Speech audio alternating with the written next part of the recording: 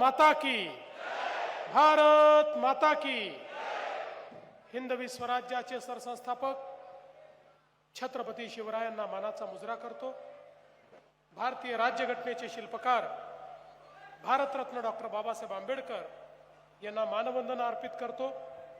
आजच्या आपल्या या प्रचार सभेमध्ये मंचावर उपस्थित असलेले आपल्या राज्याचे ज्येष्ठ मंत्री चंद्रकांत दादा पाटील, खासदार धनंजयराव महाडिक, आपल्या या मतदारसंघाचे अत्यंत लोकप्रिय धडाडीचे आणि कार्यसम्राट आमदार शिवाजीराव पाटील,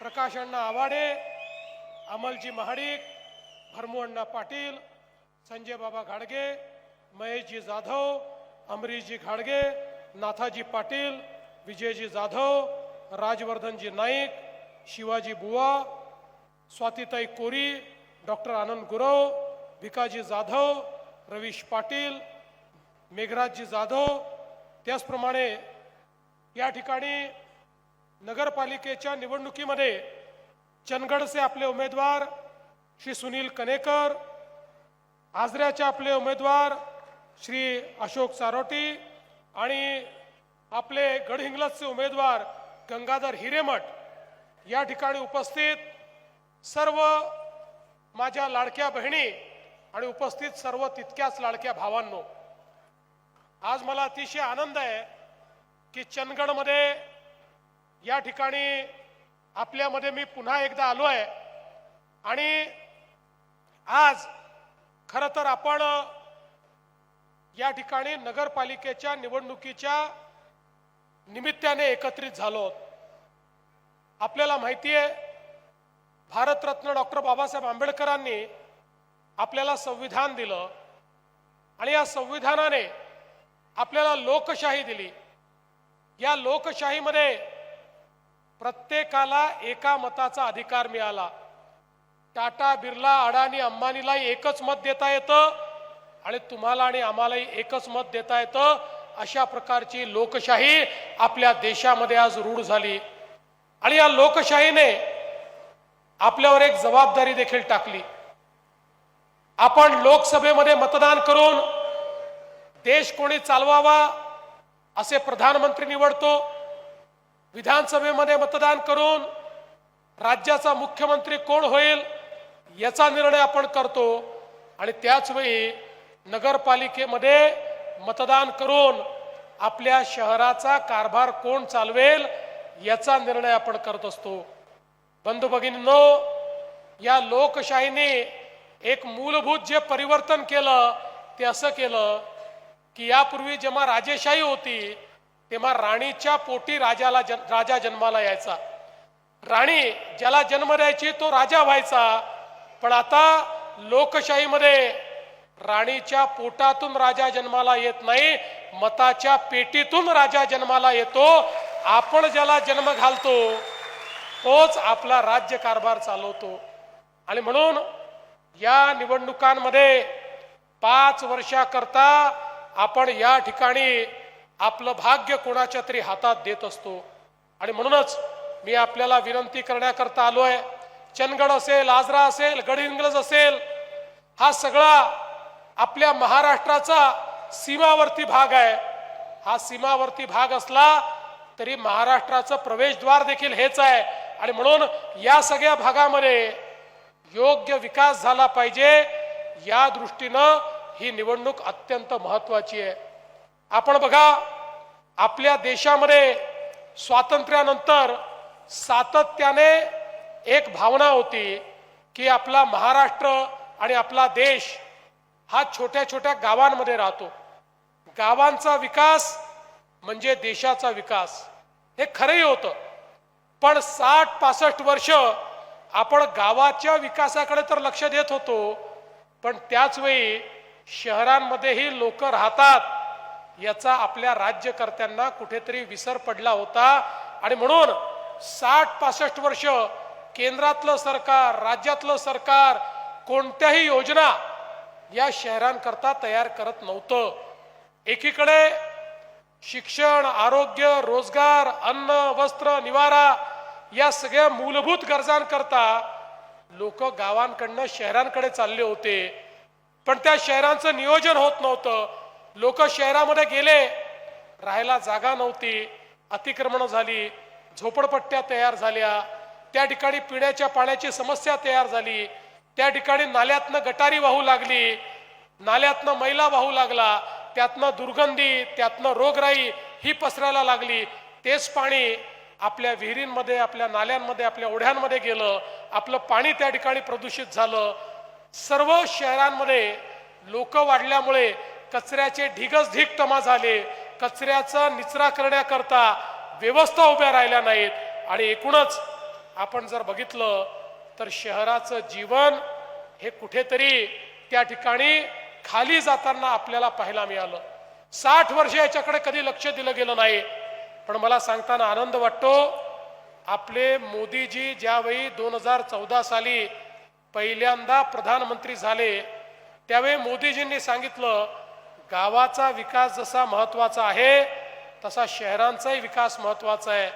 आपल्या देशाचा 65% GDP हा शहरांमध्ये तयार होतो. वस्तू आणि सेवांची निर्मिती, रोजगाराची निर्मिती, शिक्षण आणि आरोग्य हे सगळं शहरांमध्ये त्या ठिकाणी तयार होतं. आणि म्हणून शहरांमध्ये विकास केला पाहिजे. शहरात राहणारा गरीब, शहरात राहणारा मध्यमवर्गीय याचं जीवनमान उंच झालं पाहिजे, याकरता प्रयत्न केला पाहिजे.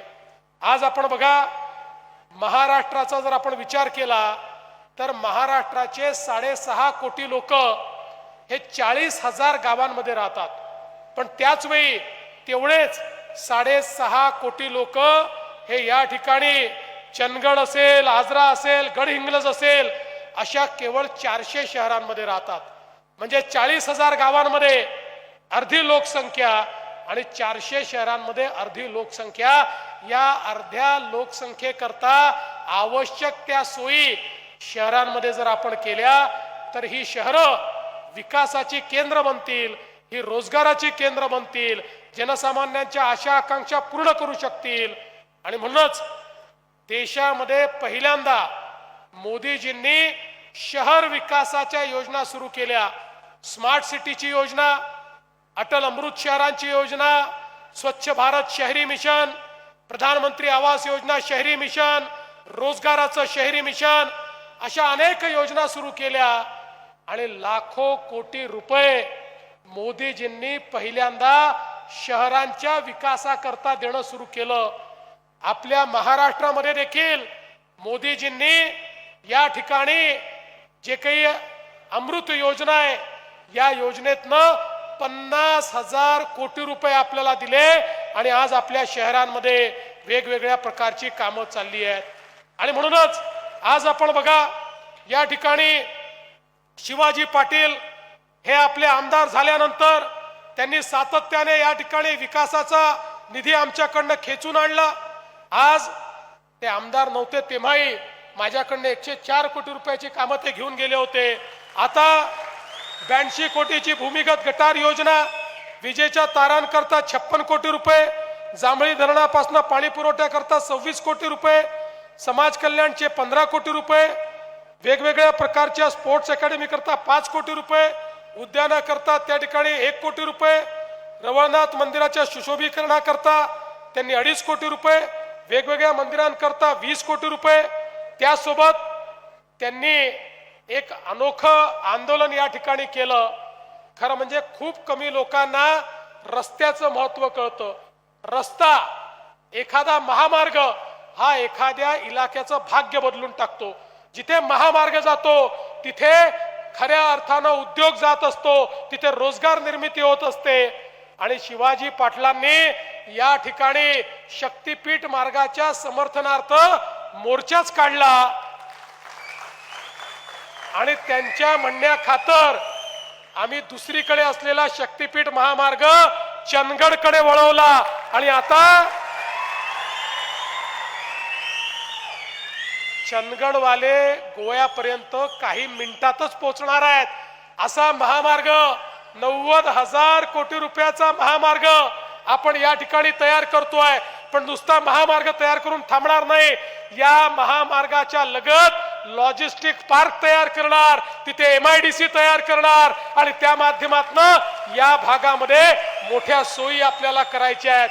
आणि एवढंच नाही तर शिवाजी पाटलांनी सातत्याने आमच्या डोक्यावर प्रहार करून करून आमच्या डोक्यात हे बिंबवलं की महाराष्ट्रामध्ये तुम्ही सातत्याने त्या ठिकाणी महाबळेश्वर आणि माथेरान बद्दल बोलता, पण त्याही पेक्षा चांगलं आमचं चंदगड आहे, त्यामुळे याचा आराखडा तुम्ही तयार करा.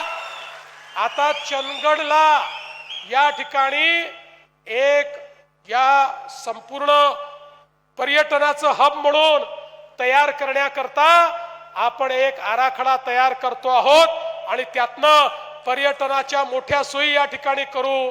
पण पर्यटनाच्या नकाशावर हे कधी येईल, ज्या दिवशी शक्तीपीठ महामार्ग बनेल त्या दिवशी चंदगडला कोणीच थांबवू शकणार नाही.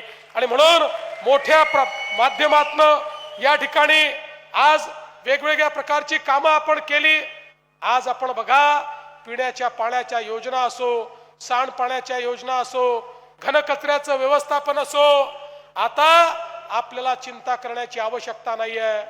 पूर्वीच्या काळामध्ये कचरा पडून राहायचा, आता आपण योजना आणली, कचरा उचलला जातो आणि आपण कचरा उचलून त्याच्यावर प्रक्रिया करतो. आता कचऱ्यापासनं कोळशासारखे पेलेट तयार करतो, कचऱ्यापासनं खत तयार करतो, कचऱ्यापासनं विद्युत निर्मिती करतो, कचऱ्यापासनं गॅसची निर्मिती करतो. त्यामुळे पुढच्या काळामध्ये आपल्या या तीनही नगरपालिकेच्या क्षेत्रामध्ये कचऱ्यावर पूर्ण त्या ठिकाणी क्षमतेनं प्रक्रिया करून या तीनही नगरपालिकेच्या क्षेत्रांना पूर्णपणे प्रदूषण मुक्त करण्याकरता या ठिकाणी आपण पुढाकार घ्यावा आणि आम्ही त्याकरता आवश्यक तो सगळा निधी तुम्हाला उपलब्ध करून देऊ. खरं म्हणजे या निमित्ताने मी आपल्याला एवढंच सांगू इच्छितो की वेगवेगळ्या मागण्या आमच्या समोर शिवाजी पाटील यांनी केल्या. शिवाजी पाटील, तुमच्या करता हा देवेंद्र फडणवीस एक कोरा बेरर चेक आहे, लक्षात ठेवा. तुम्ही आमदार नव्हते तर तुम्हाला 104 कोटी रुपये दिले, तर आता आमदार झाल्यानंतर तुम्ही चिंता करू नका, एक एक मागणी तुमची या ठिकाणी पूर्ण केल्याशिवाय मी थांबणार नाही. विशेषतः तुम्ही आमच्या बहिणींकरता मागणी केलेली आहे. आज बघा, ज्यावेळी आपल्या 23 नोव्हेंबर 2024 ला विधानसभेचा निकाल आला आणि एक अतिशय भव्य अशा प्रकारची मेजॉरिटी आपल्याला मिळाली.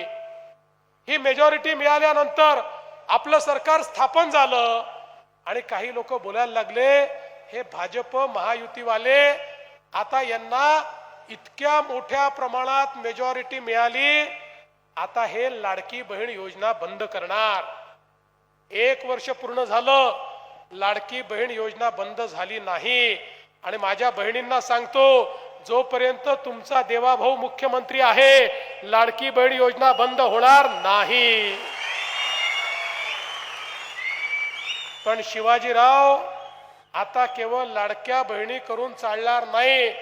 तुमच्यावर आणि आपल्या या तीनही उमेदवारांवर या ठिकाणी सुनील कानेकरजी, अशोकजी आणि गंगाधरजी, तुमच्या तिघांवर जबाबदारी टाकून जातो. तुम्हाला ही जनता निवडून देणार आहे, पण निवडून आल्यानंतर माझ्या लाडक्या बहिणींना या ठिकाणी तुम्ही लखपती दिदी केलं पाहिजे. लखपती दिदीचा कार्यक्रम आता या ठिकाणी आपण हातामध्ये घेतलेला आहे. मला सांगताना आनंद वाटतो, गेल्या 1.5 वर्षामध्ये 50 लाख लाडक्या बहिणी ऑलरेडी लखपती दिदी झाल्यात. हे वर्ष संपता संपता म्हणजे पुढचं वर्ष संपता संपता 1 कोटी लाडक्या बहिणी या लखपती दिदी होणार आहेत. आणि आपल्याला हा सिलसिला चालूच ठेवायचा आहे. लखपती दिदी म्हणजे माझी जी बहीण वर्षाला 1 लाख रुपयापेक्षा जास्त पैसा कमवेल, तिलाच लखपती दिदी आम्ही म्हणू. अशा प्रकारच्या लखपती दिदी चंदगड, आजरा आणि गडहिंग्लज मध्ये आपल्याला तयार करायच्या आहेत. बंधू भगिनींनो, आज खरं म्हणजे मी हे सांगण्याकरता आलो आहे की या ठिकाणी खऱ्या अर्थानं 184 खेड्याचा देव खळकनाथ असणाऱ्या चंदगड नगरपंचायतीच्या निवडणुकीत या ठिकाणी आपल्याला आपल्या उमेदवाराला प्रचंड बहुमताने निवडून द्यायचं आहे। आपण बघा, आम्ही केवळ आश्वासन देणारे लोक नाही आहोत, आम्ही आश्वासन पूर्ण करणारे लोक आहोत। आमच्या शिवाजी पाटलांनी काही गावांचा मुद्दा मांडलाय, क्लास 2च्या जमिनी आहेत, त्या ठिकाणी त्यांना त्याची मालकी मिळत नाही। शिवाजीराव, या विधानसभेच्या सत्रामध्येच मी या गावांची बैठक लावून त्यांचा प्रश्न सोडवून देईन आणि त्यांनाही त्या ठिकाणी कशा पद्धतीनं एक प्रकारे त्यांच्या जमिनीचा हक्क मिळाला पाहिजे हा प्रयत्न आपण या निमित्ताने करू। बंधू भगिनींनो, आज आपल्याला एक मोठं परिवर्तन करायचं आहे। आपल्याला खऱ्या अर्थानं या सगळ्या भागामध्ये राहणाऱ्या लोकांचं जीवनमान हे उंच करायचं आहे। प्रत्येकाच्या जीवनामध्ये एक सकारात्मक परिवर्तन करायचं आहे आणि त्याकरता आवश्यकता कशाची आहे तुम्ही विचार करा। मोदीजी लाखो कोटी रुपये देत आहेत, महाराष्ट्राला हजारो कोटी रुपये मिळत आहेत। ते हजारो कोटी रुपये आम्ही देखील प्रत्येक नगरपालिकेला पाठवणार आहोत, पण त्या नगरपालिकेमध्ये आपल्या विचाराचा जर त्या ठिकाणी नगराध्यक्ष असला तर तो योग्य पद्धतीनं काम करेल आणि तो जर नसला तर त्या ठिकाणी त्या पैशाचं काय होईल हे सांगता येत नाही। त्यांनी जागच्या जागी पैसे मुरवले तर आम्ही कितीही पैसा तुम्हाला पाठवला तरी देखील या ठिकाणी तुमच्या जीवनात परिवर्तन होणार नाही। पण भारतीय जनता पार्टी युतीचे अध्यक्ष आणि नगरसेवक निवडून दिले, ते चांगलंच काम करतील, पण काही कारणाने ते चुकले तर त्यांचा कान धरण्याकरता आम्ही आहोत। दादा आहेत, शिवाजीराव आहे, महाडिक साहेब आहेत, सगळ्या नेते मंडळी आहेत, पण दुसरा जर चुकला तर आम्हाला त्याला काही म्हणता येणार नाही। आणि म्हणून खूप मोठ्या प्रमाणात या भागामध्ये आपल्याला परिवर्तन घडवायचं आहे, पण हे परिवर्तन घडवण्याकरता तुमचा आशीर्वाद हवाय, हे परिवर्तन घडवण्याकरता तुमचा पाठिंबा हवाय। मी तर तुम्हाला हे सांगण्याकरता आलेलो आहे, आम्हाला या चंदगडचा चेहरा बदलायचा आहे, याला विकसित अशा प्रकारचा हा तालुका करायचा आहे। आणि शिवाजीराव, तुम्ही एक अजून मागणी केली आहे, हे खरं आहे, तुम्ही कोल्हापूर पासनं 200 किलोमीटर दूर आहात, तुम्हाला प्रत्येक गोष्टी करता त्या ठिकाणी कोल्हापूरला जावं लागतं आणि म्हणून या चंदगडमध्ये अतिरिक्त जिल्हाधिकारी कार्यालय हे देखील आम्ही या ठिकाणी मंजूर करतो आहोत। कोणालाही दूर जाण्याची आवश्यकता पडणार नाही। बंधू भगिनींनो, बोलायचं तर खूप आहे, पुढच्या 2 सभा आहे, जास्त वेळ लावला तर हेलिकॉप्टर उडणार नाही आणि इथनं पुढच्या सभेला पोहोचू शकणार नाही। त्यामुळे तुम्हाला जाता जाता एवढीच विनंती करतो, 2 तारखेला कमळाचं बटन आपल्याला दाबायचं आहे। भारतीय जनता पार्टी आणि मित्र पक्ष आपली चिन्ह आपल्याला माहिती आहेत। 2 तारखेला आपल्या उमेदवारांना प्रचंड बहुमताने निवडून द्यायचं आहे। अरे 2 तारखेला आपल्या पक्षाची काळजी तुम्ही घ्या, त्यानंतर 5 वर्ष तुमची काळजी आम्ही घेऊ, हा विश्वास तुम्हाला देतो आणि माझं बोलणं संपवतो। धन्यवाद। जय हिंद, जय महाराष्ट्र। धन्यवाद साहेब। देश विदेशातील प्रत्येक घडामोडींचे लाईव्ह अपडेट मिळवण्यासाठी आता साम टीव्हीच्या सर्व सोशल मीडिया प्लॅटफॉर्मला लाईक, फॉलो आणि सबस्क्राईब करा। तसंच सर्व नोटिफिकेशनसाठी बेल आयकॉन प्रेस करायला विसरू नका।